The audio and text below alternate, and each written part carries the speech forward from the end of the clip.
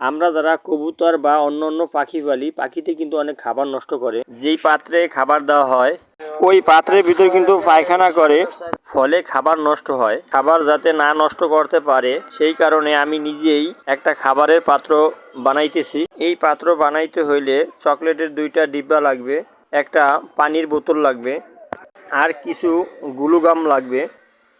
আমি যেইভাবে বানাইতেছি এই ভিডিওতে দেখতে পাচ্ছেন, সেম একইভাবে আপনারাও বানাইবেন।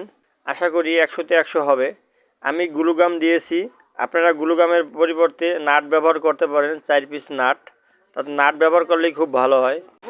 নিচে যেই পাত্রটা থাকবে সেই পাত্রটা আপনারা পরিমাণ মতো ছিদ্র করতে পারেন। এই যে আমি আমার পরিমাণ মতো ছিদ্র করতেছি, আপনারা চাইলে এই ছিদ্রটা আরও বাড়াইতে পারেন, যাতে কবুতর বা মুরগিতে খাবার নিতে পারে। এই পরিমাণেই ছিদ্র করতে হবে।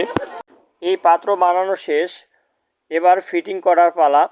চলুন আমরা ফিটিং করে দেখি ঠিকঠাক কাজ করছে কিনা। যেই পাত্রে গম থাকবে ওই পাত্র আগে ফিটিং করতে হবে।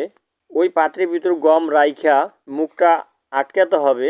এই যে আমি যেইভাবে আটকাচ্ছি ঠিক একইভাবে আটকাবেন, তাইলে গমটা নষ্ট হবে না, পড়বে না, আটকাইতে সুবিধা হবে। পরবর্তীতে যে পাত্রে নিচে পাখিতে খাবে অর্থাৎ নিচের দিকে থাকবে ওইটা আটকাবেন।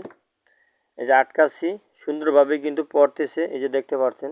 এই গম শেষ হওয়ার পরে কিন্তু আবার উপরেতে পড়বে। আমার এই ভিডিওটি যদি ভালো লাগে তাই অবশ্যই দয়া করে একটা সাবস্ক্রাইব করবেন, লাইক দিয়ে বেল আইকন বাজাতে ভুলবেন না। আল্লাহর রহমতে সবার সুস্বাস্থ্য কামনা করি। খোদা হাফেজ।